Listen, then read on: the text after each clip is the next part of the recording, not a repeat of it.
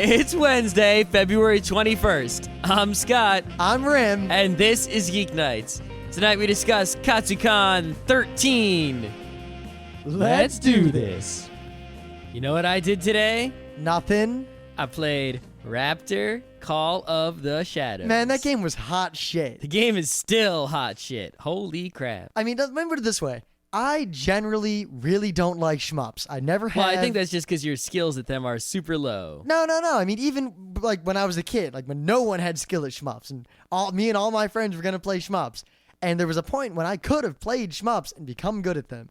And even then, at that early proto stage, when I was just as good as all my friends, I just didn't enjoy them. And to this day, you didn't even enjoy a Space Invaders or a Galaga or a Galaxian? Not so much, no. Ah. I never really liked Space Invaders. It's one of my terrible dark secrets. Well, I don't like Space Invaders, but I love me some Galaga. However, Raptor Call of the Shadows, I not only love, but considered paying money for back in the day. Now, remember, that was from an era where software piracy was not only rampant and unchecked, not only did there not exist copy protection of any at any value at all, but most people of my age who had video games back then weren't even really aware of the idea that piracy was somehow wrong or illegal. That's true. The first video games I ever got, other than the stuff that came with our computer, some guy just gave me a bunch of discs, and I just thought that games were free. And then one day I saw them in the store, and I was like, oh. Yeah, so I'm going to come straight out with it and say I used BitTorrent to get the full version of the game.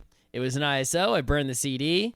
I used DOSBox, which is this great program that allows you to basically run DOS inside of Windows or Linux or whatever. Yeah, there's also DOS EMU, which is better for normal applications, but not so great for gaming. DOSBox has really come a long way, and if there's a DOS game you want to play, I mean, this thing plays MechWarrior 2. I think it can play just about any other DOS game you've got. God, MechWarrior 2. It just requires a little bit of, relatively simple tweaking, to get everything to work for any specific game.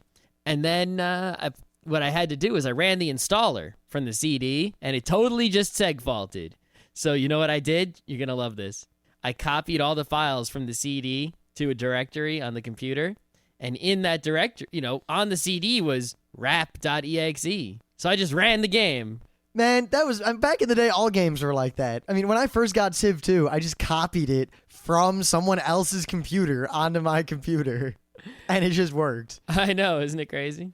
But anyway, as we said yesterday, and if you couldn't all figure it out, we're back from Katsucon. We survived. And we are now going to review Katsucon since it is anime night. If you want to hear about the video game room at Katsucon, you should probably listen to last night's episode where we actually talked about that in detail. Yeah, because half the con, or at least almost half the con, was just gaming of various sorts. So we reviewed that all yesterday on Gaming Day, and today we'll review everything else about Katsucon. Plus, we can turn this Katsucon experience into 2 shows, thus saving us a lot of thought and effort. Not having to come up with another show idea. Awesome. Yeah, but before we do that, we should do a little bit of news since, it is Geek Nights, and every time we try to shorten the news or get rid of it, you guys yell at us. So. Yep.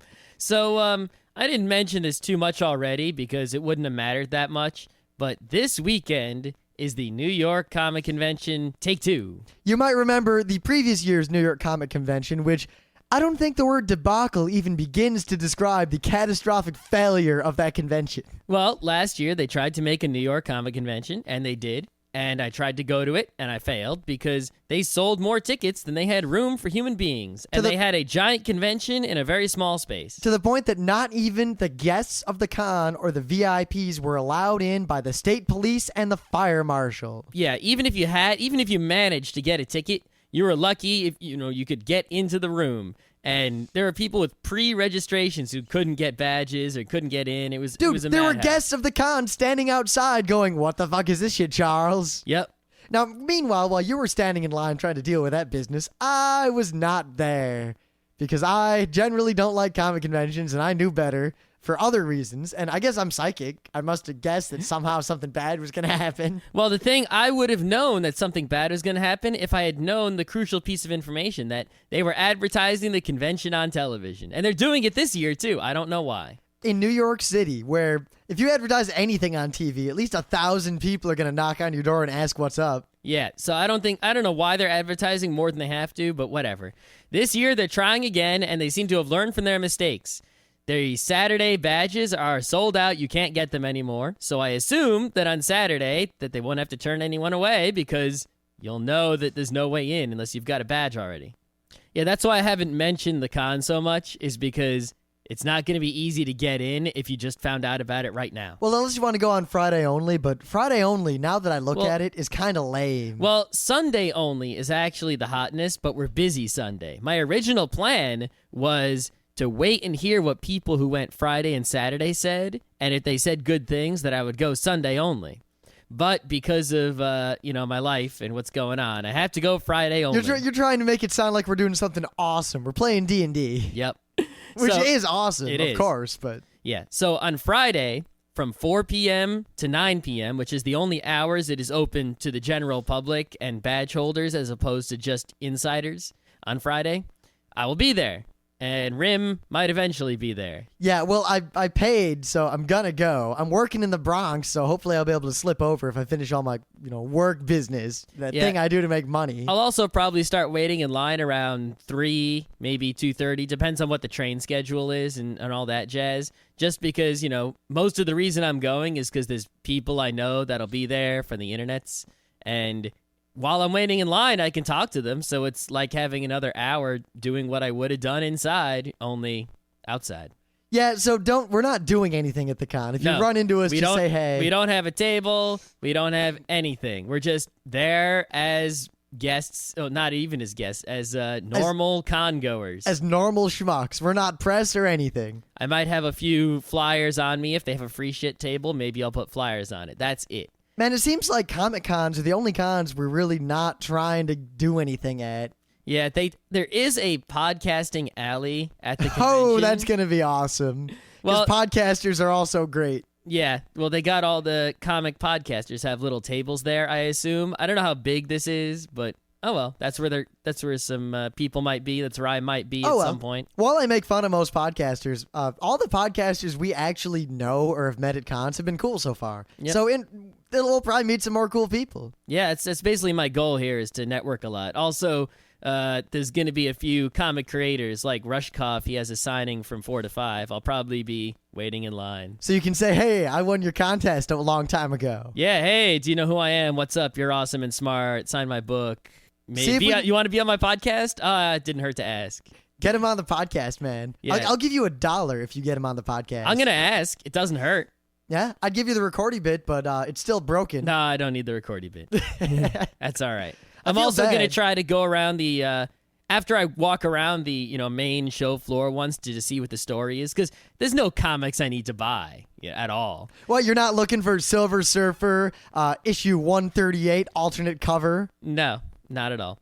But that was the best Silver Surfer ever. I don't even think that such a comic exists. Probably not. But I'm going to go around the artist alley trying to get some more pirate sketches. Because that is one thing there is to say about the comic conventions, is the artist alleys, while they may not be as big or as friendly and as awesome as the anime convention ones, the percentage of high-quality artists that are in there is greater. Because usually the tables cost a lot more, and the people who get them are like the people who have jobs drawing actual comic books, but they're not the super famous guys. They're like the semi-famous guys. The guys who are going to be famous soon. So anyway, Tokyopop, it looks like they are revamping the rating system they're going to use for their manga. Does anyone even really pay attention to the rating system that's on the manga? I mean, really? I don't think most people know what these ratings, even the ones for like the ERSB or whatever, ESRB. I don't think anyone actually pays attention to that at all. I don't know. As far as I'm concerned, manga has 2 ratings. You ready? Shrink wrap and not shrink wrap.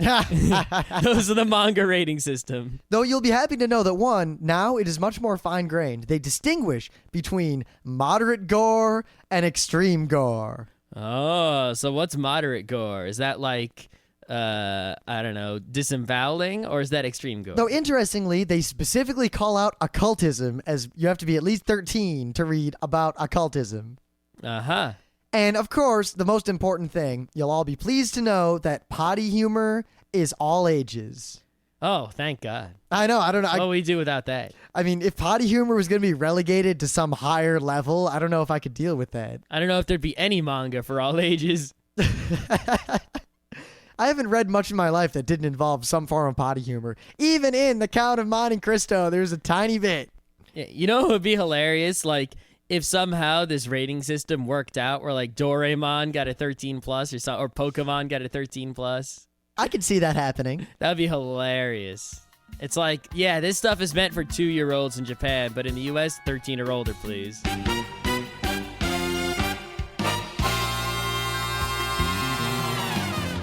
Things of the day. Now, in keeping with my, semi-theme, kind of randomly, I got another Dragon Ball related thing of the day here. Oh my god, 2 Dragon Balls in 1 week? What is the world coming to? I don't know what's going on. I mean, I had the Hitler thing before, and now I got this. You didn't even plan on this one. No.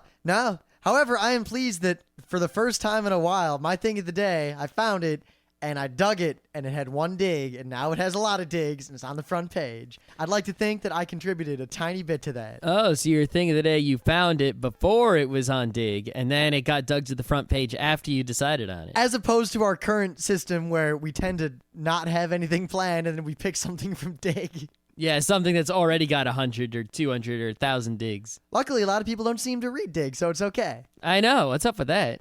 But anyway, a while ago, this is actually kind of old, it just made it to the internet, Dragon Ball and all that was re-released, and in some sort of cool gesture, a whole bunch of other mangaka, other than, the great Dragon Ball master, decided to draw their own interpretations. Who is the great Dragon Ball master? Toriyama. Okay, just making sure. I know who did Dragon Ball. I'm just making sure. That sounds like Rim will usually say something like that to cop out when he doesn't know something. Not only do I know about Toriyama, but I watched a musical that involved him at Animazement last year. Wow. I know that he did the arts also for Chrono Trigger. Anyway. Yeah, you can't help but tell that if you ever watch any of those FMVs. But anyway, a bunch of mangaka did their own interpretations, kind of as a thank you. And here's a compilation of all of them, and they're kind of cool. The sad thing is, I like several of them more than I like Toriyama's actual work. Also, I like many of them are from mangaka, where I like their interpretation of Dragon Ball better than the manga they usually write. So it goes both ways. Sadly, I haven't read many of the manga listed there. I only read maybe a couple of them and heard of most of them, actually. But yeah, anyway, what do you got for me? All right, so I found this cartoon. Now, from 1937 or 38. 38. It was actually from 38. It was a Fleischer Brothers cartoon called... Oh, the Fleischer Brothers. I think it's called All's Fair at the Fair, and it's about the World's Fair. And it's a pretty good short cartoon, and I picked this cartoon as a thing of the day for 2 reasons. Number 1, if you think dubbing is bad on anime today, when Americans dub Japanese anime, you gotta see this. Think about dubbing in 1938 in the original language. I mean, mouths don't move. It's basically like Popeye, where there's basically some yammering going on very rapidly. I think yammering is the proper term, which is like, hey, I'm going to do this. Hey, we're just gonna... They probably just found 2 homeless people, sat them down in front of microphones, and said, watch this cartoon and talk. And say whatever those people would be saying. No, just say whatever comes into your crazy hobo head. That's, it's hard to tell. But second reason I chose this cartoon is because the World's Fair is awesome. Holy shit, is the World's Fair awesome. Well, actually, I looked on Wikipedia. There's technically still some sort of world exposition thing. Whatever, and it's in not 2005, the same. it was in Nagoya, and in 2010, it's going to be somewhere else, like Shanghai or something. But it's not the same. The World's Fair was like an exposition of everything that is great about humanity. It was just science and triumph and the human spirit. And awesome waffles. And, it was in New York in the 60s. My parents went to it, and everyone I know went to it who was older than me in my family. But I never got to go because by the time I was born, it was gone. Well, I think part of that is that, one, we have an internet, and now we're just informed. I mean, back then, you'd go to the World's Fair and you'd see, like visions of the future and new technology. And way back in the day, like new technology that no one had ever seen before would be here. Or at least no one normal had seen. Now, if anything is invented, it's on the internet immediately. I already know about it. I don't need to go look at it with a bunch of people at a fair. Yeah, well, the difference is that the World's Fair is a place that shows technology to all people, and only people like us actually look up new technology on the internet. Most people just don't care, but most people would go to an awesome fair where you lull them, into seeing all this technology, and then you can inspire the awe of science, which is greatly lacking in our society. And yes, I think a part of it. that is because we don't have the World's Fair anymore. We got to the moon in 1969, and oh my God, we got to the moon. And now, no one cares. Gonna build a base on Mars? Yeah, whatever. Too much money. Fuck it. Exactly. And I don't think the World's Fair was not the biggest reason that the attitude changed, but it was definitely a part, if only a small part. I got some ideas, but we're not going to talk about that We're tonight. not going to talk about that now. All I got to say is World's Fair is awesome, and whenever I go to Queens and I see the remnants of the World's Fair, I go, Arr. So I got a nice segue here. You know what else is awesome? Katsucon. Katsucon 13. Oh, shits. So, yeah, we were at Katsucon 13. We're finally bringing you our coverage. I will may or may not intersperse it with the things we recorded at the con, which range from us rambling to each other because it was easier than trying to talk over the din, to us attempting to interview these Phoenix Wright cosplayers who refused to come over, but then joined our forums, apologized for being timid, and ended up being cool. Yeah, what's up with that? Granted, we knew they were cool because they wasn't just Phoenix Wright. It was the whole Phoenix Wright cast. Yeah, a lot of people did the Maya and the Pearl and the whatever cosplay that I have never seen anyone try before, even though it's kind of obvious you would do that because it was made for cosplay, that character. Oh, well. But anyway, I suppose we'll just go semi-chronologically since usually we don't try to plan these things out, as planning always ends in failure. All right, we got to the con. Well, do you want to talk about getting to the con? All right, we'll go over this very briefly. I'm sure we can save the actual story for a geek fable. Suffice to say, as we're about to leave, one, there was a horrible snowstorm in New York State, which crippled much of the state. Yeah, we got less of it than people farther north, but we were still hit pretty bad with over a foot of snow. So Wednesday night, Scott and I spent over an hour trying to dig the 4 feet out of the driveway requisite to move the cars. Yeah, we have guys that the landlord pays to shovel. They didn't show up. They suck. Yeah, well, that's my money missing. But anyway, so we dig the cars out, and then we get some Chinese food. The next day, we go to leave, and by various acts of gods and fate and running into snowbanks, Scott's car's alignment was out of whack, and we didn't have time to fix it, so we had to take my busted car. Yeah, I don't know. I don't know if it's the alignment, but the car got, pretty messed up in the wheels and the tires in general. Trying to get it out of that driveway, and possibly before trying to get it out of that driveway. Yeah, so at the beginning, before we got to the con, was basically total disaster. And the fact that we mitigated that entirely and still made it to the con on time amazes me even today.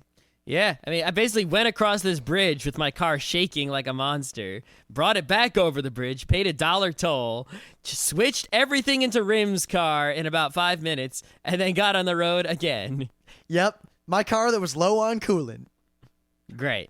So whatever, we got to Katsucon Thursday night. The staff in the video game room were setting up, and right away we realized that this was going to be a good time because the staff had all their stuff together in a way that very few cons ever do.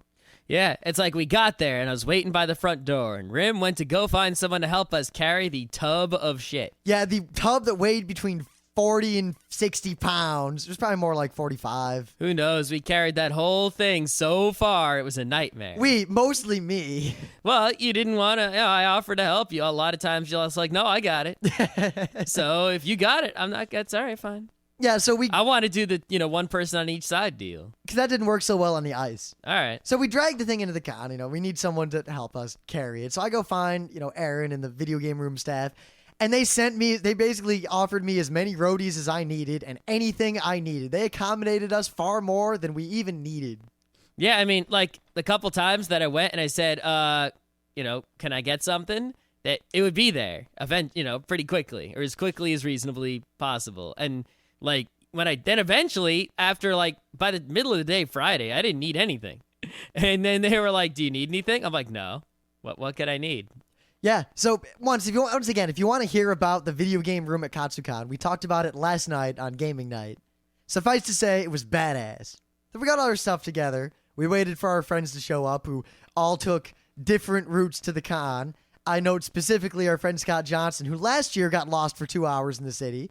And I told him to take the metro. And this year, he didn't take the metro and got lost for 2 hours in the city. Huh. How did that happen? Yeah, Katsucon, this is no fault of the con. You cannot park at the con. Do not attempt to drive to Katsucon. You're asking for trouble. Well, actually, if you stay at the Marriott across the road, which does not have rooms at special con rates, it only has normal rooms. That's why a lot of people don't know about it. But you can easily get a room at it. It's right across the street from the con, and you can also park at it for a fee, I assume. Yeah, and, pay twice as much money. You will have to pay money, but it is very convenient. Or you can park at the hotel about a mile away and pay, but regardless, you want to stay at the actual con hotel. That adds so much to the experience of Katsucon because it's pretty much the first or second biggest straight-up con hotel con of anything. Yep. All the other anime cons are either in a stadium or in a convention center, or they're small. And Katsucon has both things going for it. Yep. And if you're staying in the hotel, I mean, it adds so much that you can go back to your room and get stuff, go to the dealer's room, put stuff in your room, have a party in your room without having people tell people how to find your hotel. The fact that I can wander out of my room at 4:30 in the morning, find that not only is everyone still active at the con, but there's still a line for Guitar Heroes and DDR. That's good stuff right there. Yeah, but if you ever go to Katsucon, the website tells you in red, bold, italics, take the metro. We parked at this metro station. It has a ramp off of I-95. Yep, so if you're coming from the north, you can basically get off and exit on the highway, and there's a parking lot right there, and as long as you leave on the weekend, it's free. So you park, you get on a train, you switch trains once, which is very simple. The metro is not complex, especially when compared with, say, the New York subway. God, it costs $3.30. Well, one way, so $6.60. Oh, lordy. Yeah, to get there and back. And it takes you about a block away from the convention hotel. Yes, it also, because when you walk from this metro station, the 1 block to the hotel, you will see every good restaurant on your way. Yeah, at the same block that this metro station has is everything you're going to need near the convention. All these restaurants, the CVS, etc. Now, I got to say, because last year I was impressed by this, and then I forgot about it. Well, and the year before, too, because I hadn't ever been to D.C. before. And I forgot that Scott had never been here. So we get to this metro station, and we're about to go up to the con, and we come across probably one of the longest escalators in the world. It's also incredibly steep and amazing and awe-inspiring. I totally forgot about it, so I didn't think anything of it. So I'm, walking up, and Scott stops and goes, "Whoa, Rim, look at this. Oh, my God."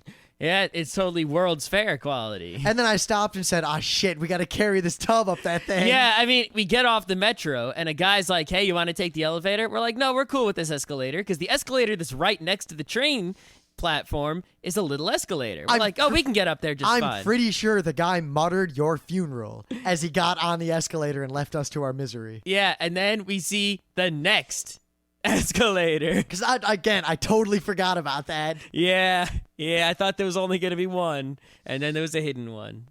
Oh, well. Yeah, do not drive to Katsucon. It's not worth it. You don't need to bring that much. Well, drive to the metro station near Katsucon and then take the metro the rest of the way. Yes. Now, before we continue, I guess we can talk a little bit about Katsucon. I mean, it's in D.C. at the Omni Showroom. It's been there for 2 years now. I think it's going to stay there for a while because the hotel... It doesn't look like it's growing out of the hotel. No, I mean, it is, but only in the sense that all cons are outgrowing their venues. Yeah. It's not outgrowing it in any catastrophic sense yet.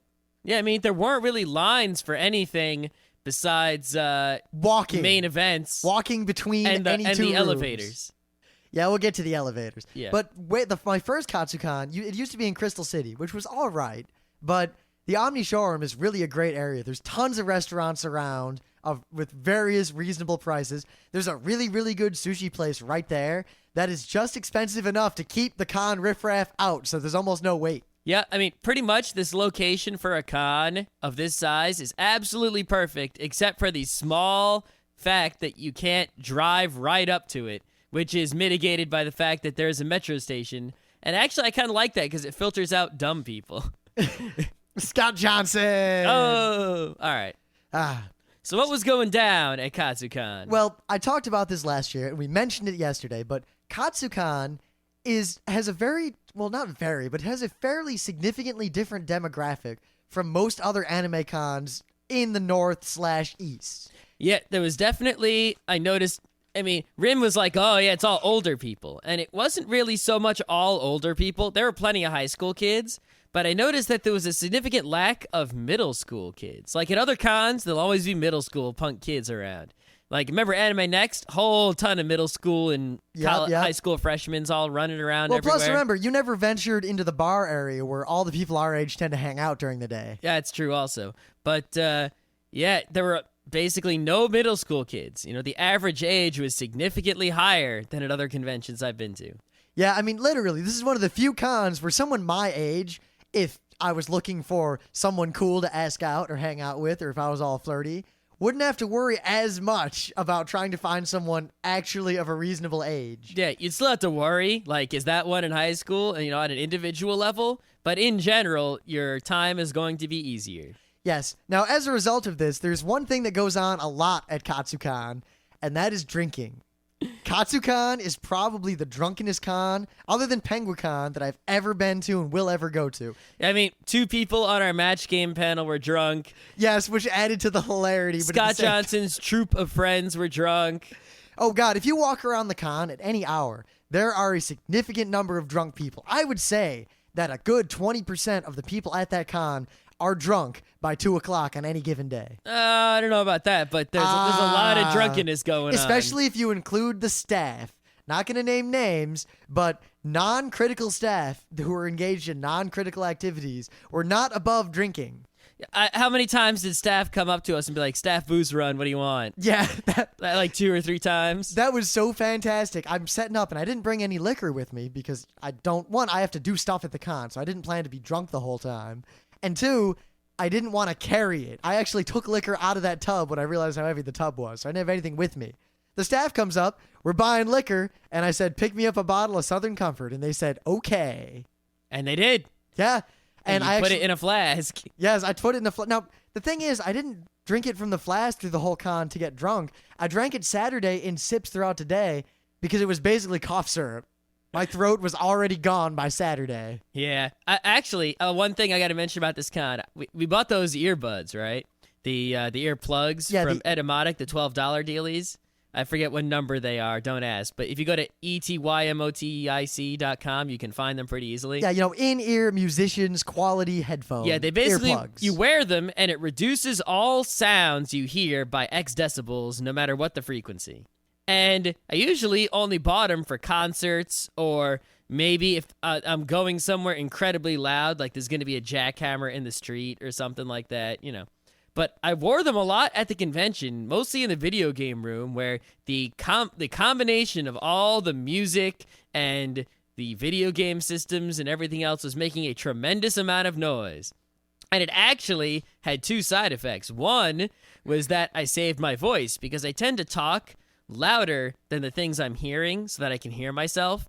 And since I could hear myself talking pretty quietly, I didn't speak as loud. So I saved my voice, as opposed to what I would have had if I hadn't worn those. My voice would have been shot on Friday. Now, more importantly, I mean, we wouldn't have bothered if we were just, people going to the con. I wouldn't say you should bring earplugs to any con you go to. Only if you're going to sit where we were sitting for hours. Yeah, see, where we were stationed at the head of the video game room in the old school cabinet gaming area, where we were blasting music 24/7, and where we had a live DJ next to us blasting beats whenever he felt like it. We had a million arcade machines blasting music. We had poppin' music right there blasting music.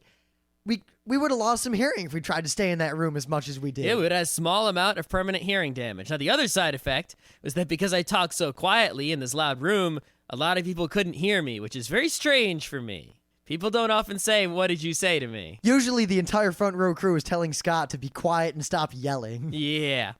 So, oh well. Which is it actually worked out. I was like, these earplugs saved my convention. And they did, even though I got slightly addicted to wearing them. Yeah, Scott was wearing them after we left the con. I had to keep reminding him to not put them in and to take them out so I could talk to him. Yeah. Also, I forgot to bring them to the rave, which was all right because we only stayed in the rave for like an hour. Yeah, actually, when I wore them at the rave, like I could totally hear the music. It sounded great. And when I took them out, it just hurt. Yeah. Well, I don't know if that was relative or absolute, though. Part of that was relative. Part of it was that you were standing a good 5 feet closer to the primary driving force of music. Oh, okay. There's a speaker right there. Because I took him out for like 10 seconds just to see. Yeah, I watched. When you took it out, your ear was directly in front of that thing. Oh, okay. That's why I was kind of dancing with my back to it. Ah. Oh, well. Yeah, but we'll get to all that as we were saying a lot. But we wore earplugs for most of the con just because it was loud and we had to actually do business. Yep. So aside from the video game room, Katsucon is a typical con. They have their main events room, which is dual purpose. At night, they use it for the rave. During the day, they use it for the main events. They have, I think, the anime music video showings in there. Yep. They got, what else do they have in there? Oh, the P-Lander Z concerts are in there. Yes, P-Lander Z. The cosplay is in there. We didn't actually go to the P-Lander Z concert, but our friend Corbin did. Yeah, there were 2 of them. There was one on Friday at 10 and one on Sunday at noon. If you ever go to a con and P-Lander Z is there, you should see them at least once because they put on a pretty good stage show. Yeah, I mean, it's not really, I don't know what the music is like. I don't imagine it'll be my favorite music in the world, but it seems that while they're not the most famous thing ever and people don't go crazy over it and they won't draw 1 million people to the con, it's still very entertaining and worth seeing, especially if you're already at the convention and you have nothing better to do. Why not? It is very much more about the performance and the things they do than their music. Also, apparently, though we were busy doing other things at the time, they found their way into the gaming room, discovered the Wii area, and proceeded to attempt to use them. Yep, they played a lot of Wii over there, and people were very much entertained by seeing P-Lander Z play Wii. God, I'm entertained by seeing P-Lander Z try to brush their teeth. Yeah, they're crazy dudes. Yeah, so, I mean, other guests, actually, this is pretty cool, but Ananth and Hawk from Apple Geeks were at the con as guests. And for various reasons, due to the fact that Ananth is friends with our friend Ido, and Ido was staying in our room with our friend Conrad, Ananth ended up crashing in our room. And being on our match game panel. Yes, which was totally awesome. And everything. So, if you don't read Apple Geeks, you should check it out. Ananth, at least, we didn't actually really talk to Hawk, but Ananth is totally cool. Yep, he's a pretty awesome guy. I mean, I'll be honest, I don't read Apple Geeks, but you'll probably find it entertaining. Though I will say that actually Mookie was there from Dominic Deegan, and he's a cool guy. Yeah, we see him at every con. We always stop by and say hi. Yeah, I used to never read his comic. I was just like semi-con friends with him. And then I started reading his comic, so I imagine I'm going to start reading Apple Geeks now. Yeah, it was pretty funny that when I got back from the con, someone randomly, I don't know where it was, but they linked to an Apple Geeks comic. And I was like, hey, funny you should link to that comic there, considering I was just hanging out with those people. Yep. So the con itself, in terms of general goings-on, was great. There were very few complaints. I went to the feedback forum at the end because, unlike most Katsucons where I actually do all the con stuff, we mostly spent our time providing entertainment to the con. Or wandering around at what little time we could in the dealer's room. Yeah, let's talk about those rooms there. The dealer's room actually was really awesome. Like, I liked it maybe more than any other dealer's room except the Otakon one. I mean, and the Anime Next one, don't forget that. Yeah, the Anime Next one's also really good. I mean, the selection of stuff that I wanted to buy was not as high as the Anime Next one. But the atmosphere of the dealer's room was probably the best atmosphere ever. Yeah, I mean, I talked about this last year, but it's in kind of this converted parking garage. So despite the fact that the con might be slowly running out of room, the dealer's room has room to grow. It's huge. Yeah, there was space in the back where people were just standing there, and they were like, it was funny because there were parking spaces, and I'm like, dude. And they had this cool, like, ceiling put in that was pretty nice, and it was cool, spacious. The aisles were large. It wasn't crowded. You didn't have to push people to see anything. Yep, and the dealers were pretty quality. Also, unlike Otakon, there's no BS union can't sell food in the venue rules. So there was a bunch of dealers selling Pocky and stuff for pretty reasonable prices. The prices weren't reasonable where I'd buy it, but they're, compared to anywhere else. Yes. For normal con goers who don't have an Asian market next to them, they were reasonable prices. Yes, for me, those koalas were overpriced. Now, I generally don't buy much at dealers' rooms anymore. I mean, unless I see $5 DVDs or a Captain Tyler box set for less than like $80. Yeah, if discounts are what you were after, Katsucon was not the place. I mean, there were a few places that had, the 20% off manga. One place had 30% off manga. But it was all manga I had or didn't want. Yeah. I mean, I got a few old manga for 30% off, like a couple Lone Wolf and Cub volumes and a Dark Horse manga that's old and out of print. but that's pretty much it. But there's a lot of cool little stuff there. I mean, it was a generally good room, but I totally lucked out, and I'm so happy with this. Randomly, as I was looking through this one table that had some plushies on it, I saw the little baby dragon from Brave Story. The cute pink baby dragon, which that was one of my favorite parts of Brave Story, especially when his mommy arrives. Mm-hmm.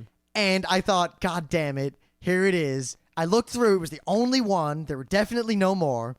And I thought, crap, this thing's going to be like $30, like that cactuar, and I'm going to be forced to buy it, but I'm going to feel bad about spending that much money on something, blah, blah, blah, blah, blah. I flip it over, and it was like $12.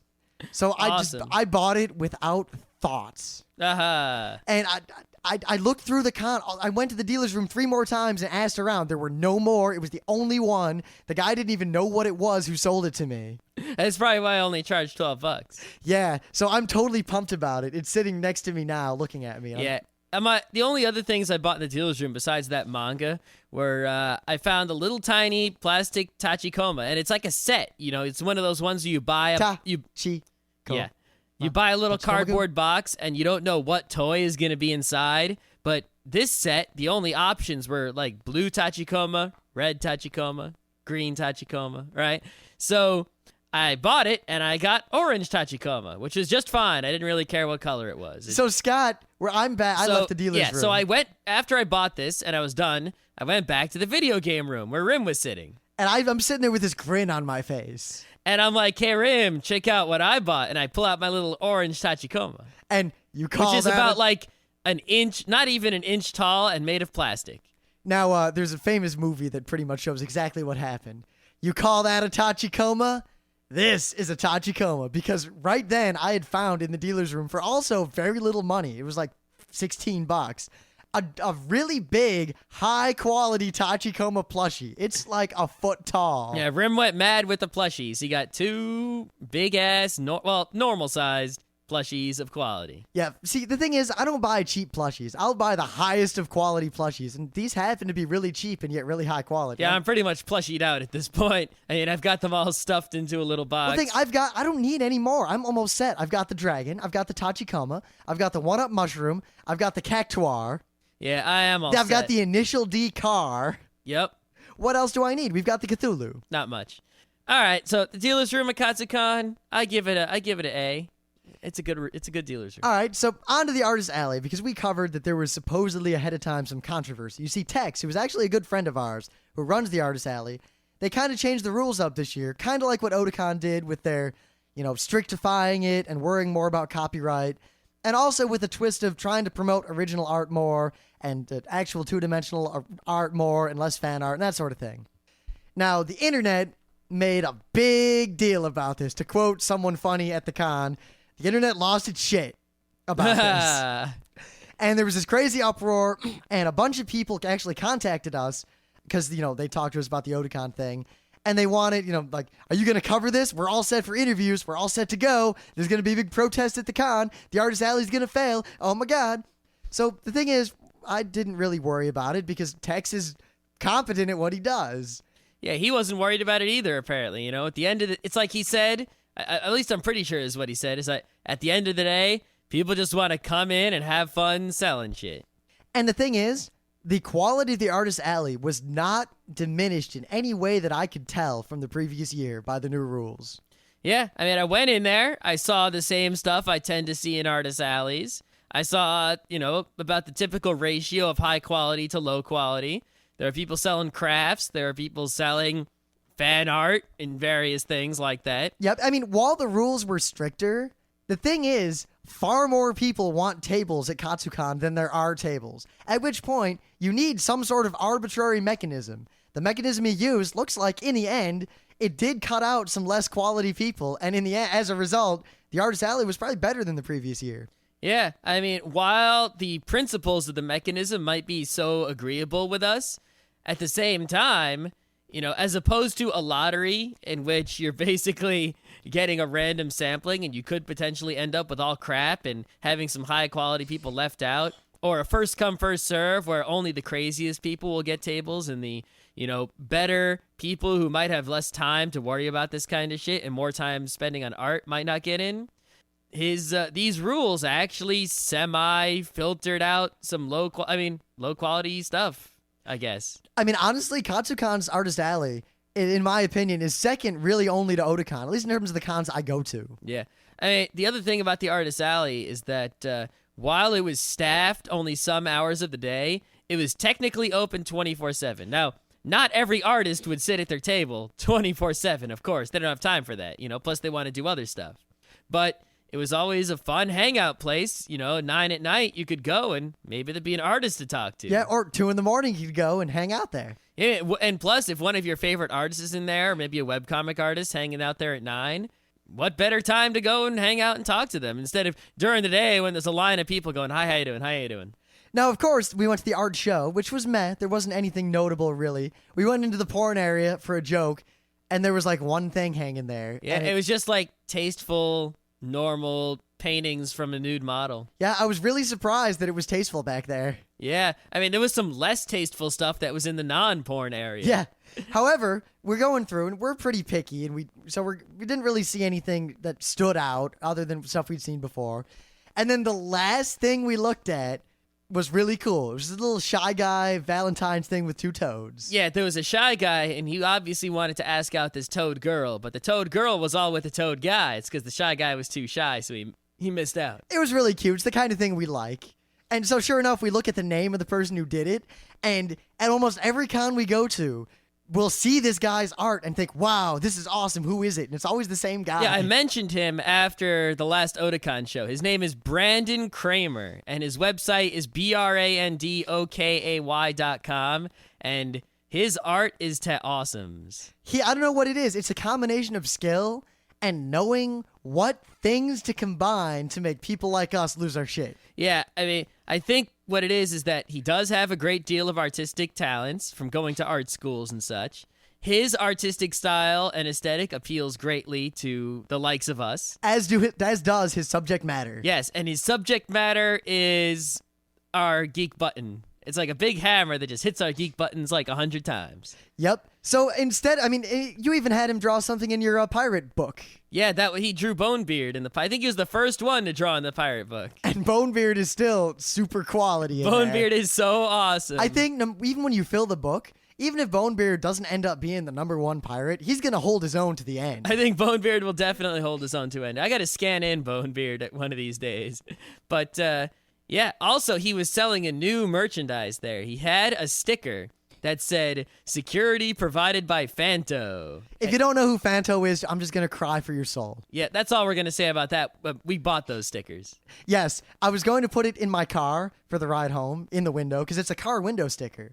But I might be buying a new car, and I don't want to have to buy another Fantos. Yeah, it was a $5 sticker, which is well worth it. But, oh well.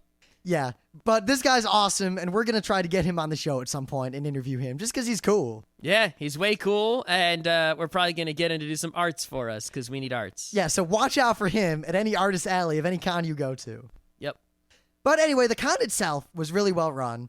It's generally more a social con than other cons. The programming is light, especially considering how many people are there. So while you'll do all the con stuff, you go to the cosplay, the anime music video showings, go to a couple panels, generally, you'll spend most of your time hanging out with cool people. Yeah, at pretty much any point in time, the hallways were filled on both sides with people just sitting around hanging out, and the lobby was loaded with people standing around hanging out. Yep, the lobby was half cosplay pictures, half just cool people hanging out. That's actually something cool about Katsucon is instead of just people taking cosplay pictures randomly all over the place, getting in the way, they have little areas, like in every hallway, that say, take cosplay pictures here, and there's a sheet to make a nice background for your pictures and everything. So it's like, don't take your picture over there and get in everyone's way. There's a little out of the way. Don't do that. Do these. Yeah, there's a nook right here with a sheet that you can take pictures in front of that's designed for taking pictures in front of it. So people do that, and it works out really well, and there's not a lot of cosplay photography traffic, even though there's a lot of cosplay photography. Yep, there were, in fact, a lot of nooks in the hotel, many of which were unused, and I think next year, as the con grows, we should poke into using those nooks more effectively. I think those nooks can be used in many, many, many ways for awesome. Yes, but generally, people would hang out in the video game room a lot, even though the video game room was more of a loud, thumping party time all night. Yep. Or they hang out in the artist alley, which was quiet. And every time I went there, even at 3 a.m, it was just people kind of quietly having, normal, cool, I'm a geek, you're a geek too, let's talk about the things we like conversations. Yep. All right, what about the video rooms at Katsucon? Did you go into any at all? I don't go to video rooms at any con ever. Well, we usually go see live-action movies from Asia. Well, yeah, the thing is, Katsucon's video rooms were like any con's video rooms. They were well-run, they showed whatever. The cool thing was, though, that one of the rooms had a lot of live-action Asian cinema, which is our bag. Yeah, they basically had 2 rooms of anime and 1 room of live-action. But I probably would have gone to the live-action room at some point, but the con program was organized in a way that made it slightly more difficult to figure out what the different movies were. Mostly because you weren't willing to put the trivial effort in. Yes, I wasn't willing to put in any effort at all, so not knowing what the movies were, I wasn't willing to take the time out of my day to go and watch them. Thing is, you could tell by the titles which ones were awesome and which ones weren't. I don't know, let me look at some of these titles here. Electric Dragon 80,000 V? That's gonna be awesome. The Hidden Blade. That's gonna be awesome. 36th Chamber of Shaolin. That's going to be twice as awesome as anything you've said so far. Bloodsport. Bloodsport? Yeah. I know that movie. I wonder if that was actually which one is it? Is there some Japanese Bloodsport? I don't know. I'd have to look in the slightly disorganized program to find out. Oh, well, I think part of it was more that we were actually busy for the whole con. And at Otakon, other than our dying tradition of the Saturday midnight movie, we tend to only go into the live-action rooms to watch stuff when there's nothing else going on. Yep. Katsucon, we had stuff going on pretty much 24/7, so we really didn't have time to watch anything. I did stop in and watch 5 minutes of an anime randomly just to see what the video room looked like, and it was a pretty typical video room. You could see and hear the show from everywhere in the room. They were actually watching a dub, and I found out later the show was Animation Runner Kuromi, which is a show I've heard the name of, but never actually known what the show was about. And from watching 5 minutes, the show is about this girl who runs around to all these animators around town and collects their work and brings it back to the animation studio. And she has to pester all of them to get their work done on time. And only the Bishonen guy gets his work done on time. So if you're looking for a cute, funny show, that might be the one, because it didn't look scary or bad in any way from my 5-minute judgment. Yeah, the showings at Katsucon served their purpose and were done well. Also, the industry had set up a bunch of TVs around showcasing... Well, you mean Funimation. Yeah, Funimation, which is doing, as far as I can guess, Funimation is doing well. Funimation, I think, recently made a press release that said, "We are #1 in anime in the U.S., ha ha ha ha ha." And I'd believe it, because while I don't like all the things they put out, lately they're the ones who have been consistently selling stuff. And yeah, they're the ones they got the Full Metal Alchemist and the One Pieces and all the big ones. They're also the ones who actually seem to have enough of a budget to appear at cons and give free stuff out again, which there's been a drought of free stuff from the industry for a while now. Yeah, I think another factor is, where is Funimation located? I don't know anything about that. I know more about the Japanese companies than I do about the American ones these days. Yeah. But I know that ADV is in Texas and like Viz is in California, so they often don't show up at the East Coast cons unless it's really big. I used to know about Pioneer because they used to put out all the stuff I liked. Yeah, they're Geeknights now. Yep, and that's when I stopped knowing about them. Oh well. Yeah, but the showing rooms were good enough, and they had the demo stations all around showing mostly it looked like moon phase. Yeah, they just had TVs showing their latest stuff and demo DVDs to get people to like Funimation, and they gave away free Funimation crap and Funimation t-shirts, and there were these Funimation ad posters posted everywhere, and they had a little booth in the lobby instead of the dealer's room or anywhere else, and they did their thing. Whatever. Yep. Now, briefly, there was also the live gaming room, which smelled like the unholy armpit of the worst fanboy in the world. I swear to God. Yeah. Luckily, the staff is fully aware of this. It was mentioned in numerous places. I'm sure they're going to deal with it next year. Also, we will hopefully be running German board game demos in there late at night. And not permitting smelly people. Oh, God. Oh, if there were smelly people. Yep. If a smelly person had come into that video game room, they would have been dealt with toot sweet. Yep.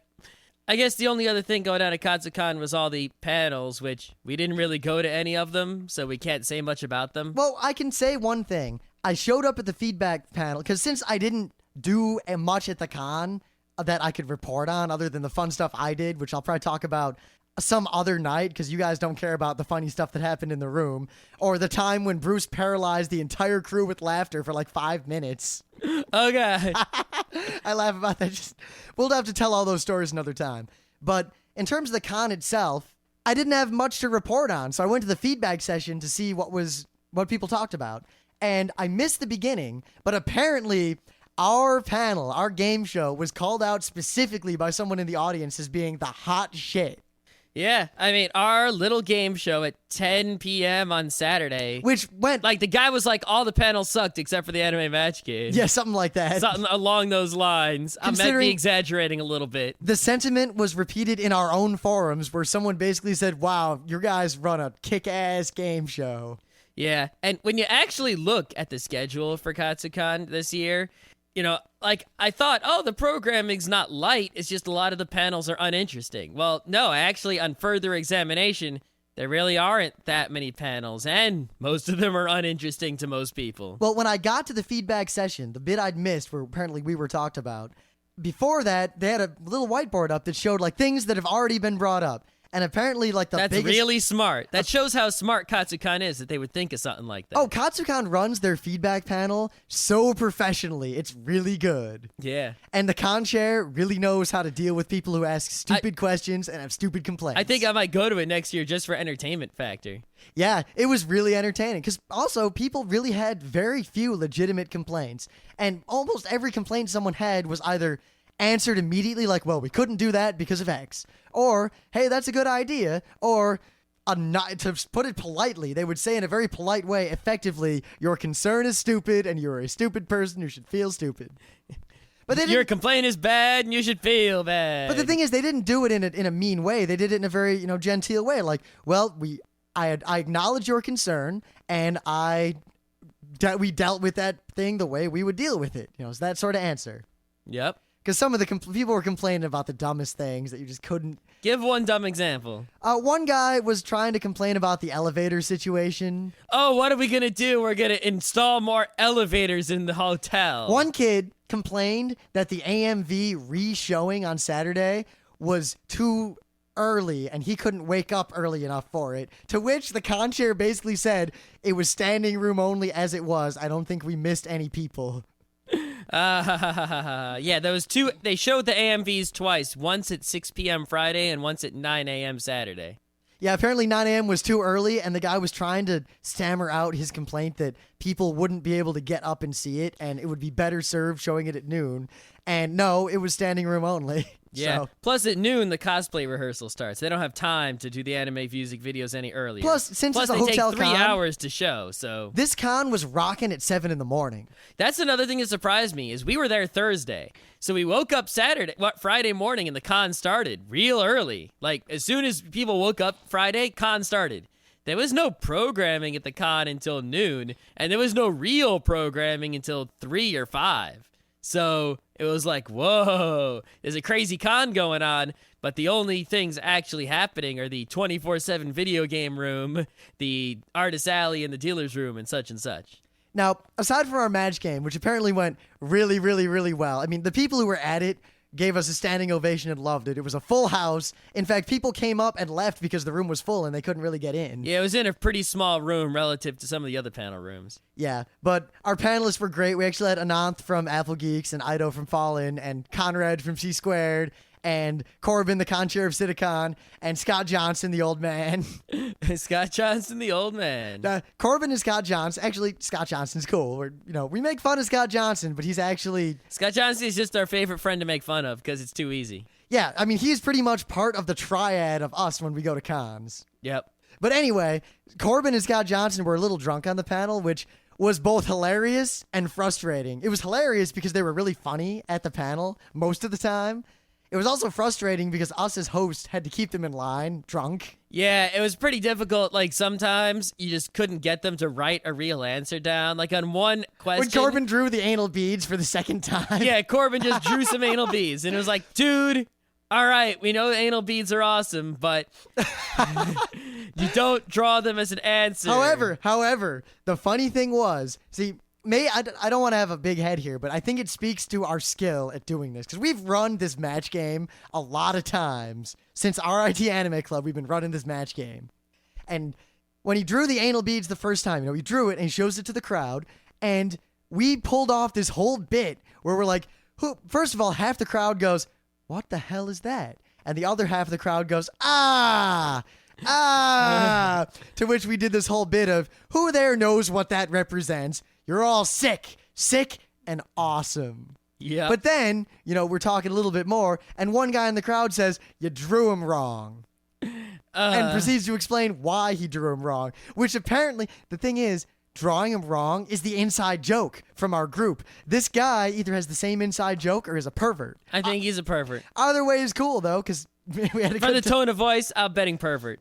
Yeah, the thing is, pervert at an anime con is not nearly so bad as pervert in the street. Well, it is bad, but because there are so many like them and they're expected, it's just like No, anime perverts don't bother me so much. They're not causing problems. No, they're not causing problems, but I still not a fan. Yeah, you can be not a fan. I mean, Daryl Surratt is not a fan even of a perverts. real pervert. Like, if I see a guy peeping Tom in the street, I just go, That's a little bit different. That's actually going beyond the law.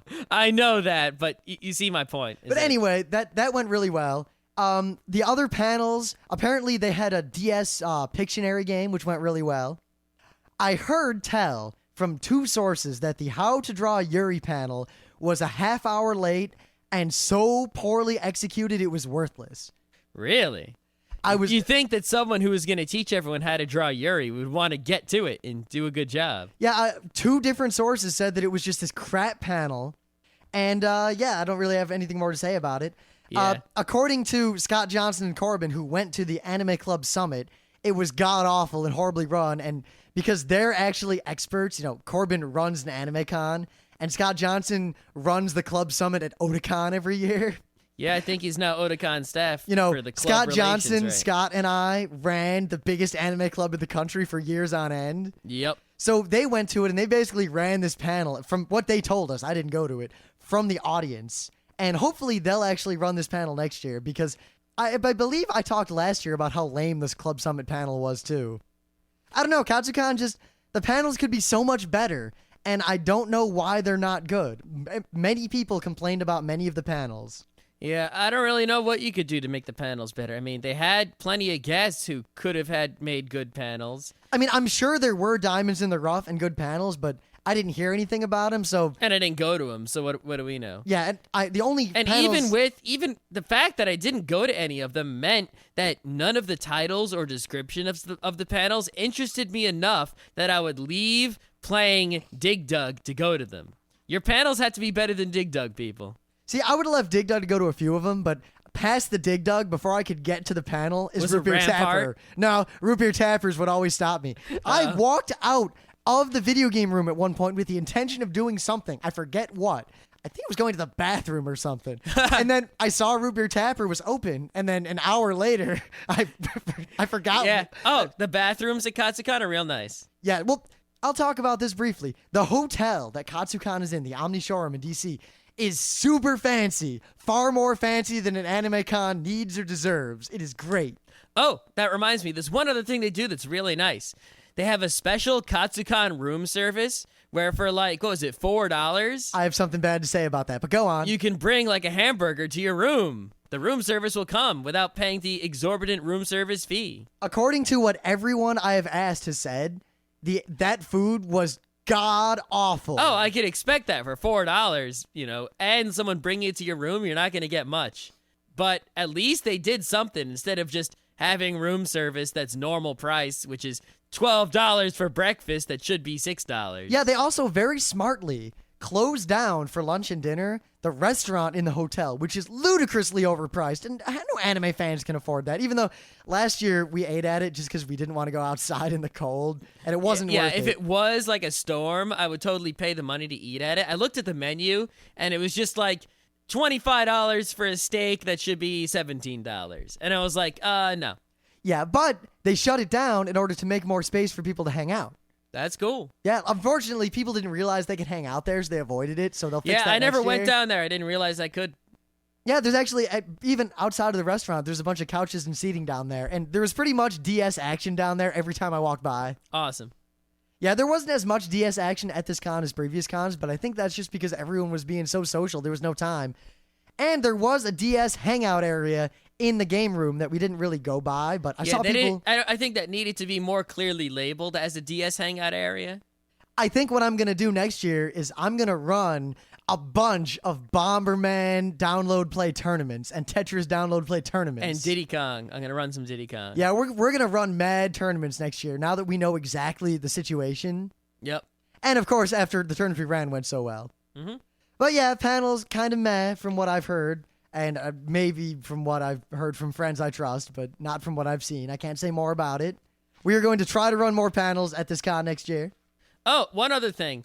The registration line. I don't know what was going on because I didn't have to wait in it, but it seemed like people were waiting to register like well past noon on Saturday. Part of that was because a lot of people show up for the one day at Katsucon on Saturday, or the 2 day. A lot of people show up late. I saw people checking into their hotel on Saturday morning. Wow. Katsucon is a con where a lot of people show up early and a lot of people show up late. Yeah, but if you don't get your badge until like 2 p.m. on Saturday, if you plan on going to sleep Saturday night, there's really no point in coming. I mean, you came way too late, man. Yeah, I don't worry about that anymore because I pretty much show up to cons earlier and earlier. I mean, we show up at Otakon Thursday at like noon, and we leave Sunday at like 5 or 6. Katsucon, we got there around 3 o'clock on Thursday. Yeah. Oh, one other thing I want to point out that Katsucon did that other cons should do is they put a piece of paper in the con bag that had the names, phone numbers, prices, locations, and such of all nearby restaurants, banks, dry cleaners, the CVS, and important info about the metro, but not the entire metro schedule. Other cons kind of put this information in there. Like maybe they'll have some names of some nearby restaurants and reviews of them or something. But they don't put down the phone numbers and whether or not they deliver or whether or not they have an ATM there or stuff like that. Like Otakon will have like $1 sign, $2 sign, $3 sign.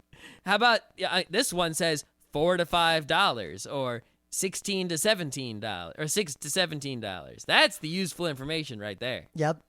Anyway, we're kind of going long, so to, I guess, wrap this up, the con in general, I mean, they moved all the furniture out of the main lobby, which was great. It gave them so much more space for people to walk around. And it prevented anime fans from breaking anything.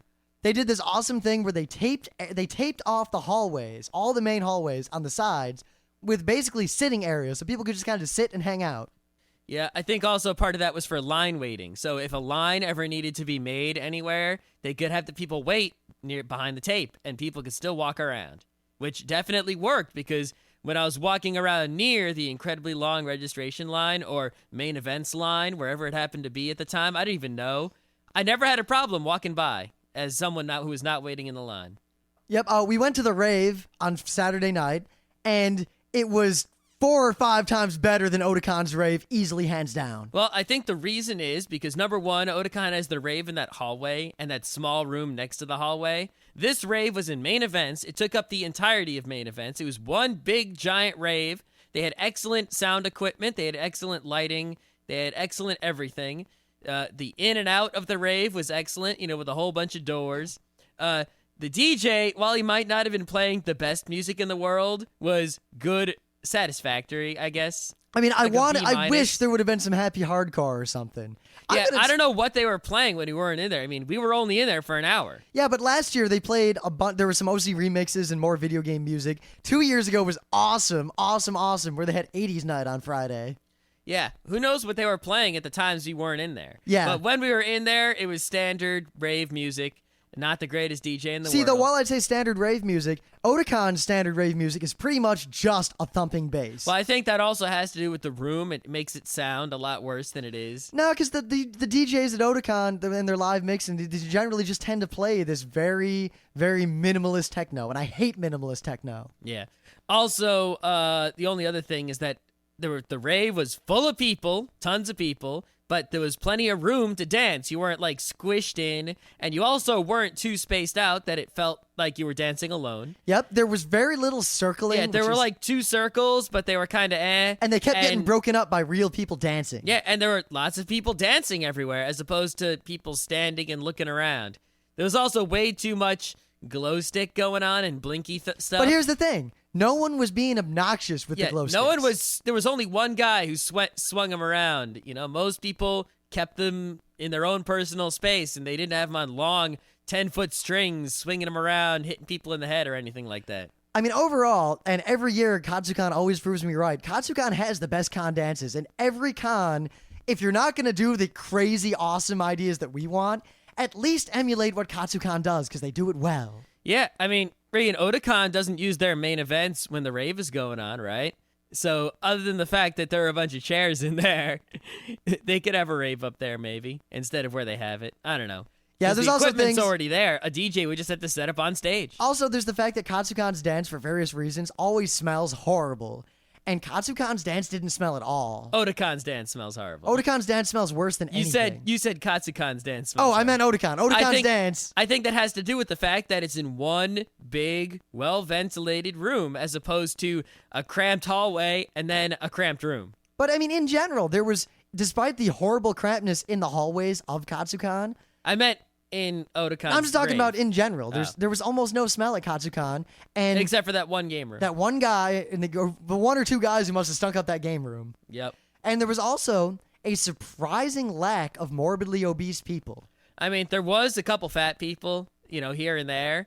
But usually you go to a con and you see a few people that are just holy crap fat. And you see a group of people that are big fat comic book guy nerds. Katsucon, not so much, really. I remember last year at Katsucon, there was this really, really, really fat dude trying to get it squeezed into this elevator, and he couldn't fit in because the elevators are actually pretty small at the door, and like kids kept running around him and getting in the elevator, so he couldn't get in. He was getting really mad, so he tried to take the stairs, but the stairs are way too narrow for him to even fit. Yeah, I kind of wish that we weren't on the 8th floor because you do have to wait for the elevators if you want to use them at a busy time. And a lot of people, they get on the elevator if they want to go down while the elevator's going up, making it far less efficient than it could be. But because everyone does it, you also have to do it or else you won't get on the elevator. Well, I'm going to get our rooms for next year toot sweet, and I'm going to specifically request a suite on the 2nd floor. Yeah, if we get a low enough room, I have no problem taking the stairs all the time, which would be awesome. No, last year we were on the 2nd floor. It was so awesome. I wore my pajamas down to watch Lupin III: Strange Psychokinetic Strategy. Yep, one other thing is that I did go down the stairs once from the 8th floor to the L floor. And it actually took a lot less time and was a lot less painful than I thought it would be. However, the stairways are really, really narrow. And it was very narrow. Cosplayers don't fit. Someone behind me was carrying nothing, and I was carrying a bunch of bags, and they would have passed me, so I had to kind of run. So, of course, in closing, Katsucon was super badass. It's, as always, one of my favorite cons. We will definitely be returning every year. Yep, there's no way I'm not going to Katsucon next year. If you are anywhere near Washington, D.C., you should also go to Katsucon. And we're on the staff mailing list for the Game Katsu, the gaming room. And I gotta say, it is so heartening to me that right now they're already planning what to do better next year. And not just like, hey, we should do this, but they're getting on Skype. They're already coming up with concrete plans for how to make Katsucon better next year. Well, if you're going to have a good con, you need to plan this shit a full year in advance or else. You know, yeah. That's how this stuff works. So they're definitely on top of it. That's something I definitely noticed about Katsucon. I don't know if it's because I can see more of the underworkings than I can at other cons like Otakon. But it definitely seems like the staff is all intelligent, hardworking, and they care and they try. As opposed to other cons where that may or may not be true, but it's not always evident.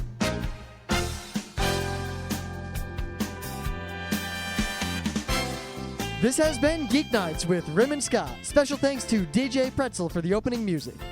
Be sure to visit our website at www.frontrowcrew.com, where you'll find show notes, links, our awesome forum, a link to our Frapper map, and links to all the RSS feeds. We say feeds plural because Geeknights airs 4 nights a week, covering 4 different brands of geekery. Mondays are science and technology. Tuesdays, we have video games, board games, and RPGs. Wednesdays are anime, manga, comic nights. And Thursdays are the catch-alls for various rants and tomfoolery. You can send us feedback by email to geeknights@frontrowcrew.com. Or you can send audio feedback via audio. Just click the link that says Send Me an Audio on the right side of our website. If you like what you hear, you can catch the last 100 episodes in iTunes or in your favorite podcatcher. For the complete archives, visit the website, which has everything. Geeknights is distributed under a Creative Commons Attribution Non-Commercial Share-alike 2.5 license. This means you can do whatever you want with it as long as you give us credit, don't make money, and share it in kind. Geeknights is recorded live with no studio and no audience. But unlike those other late shows, it's actually recorded at night.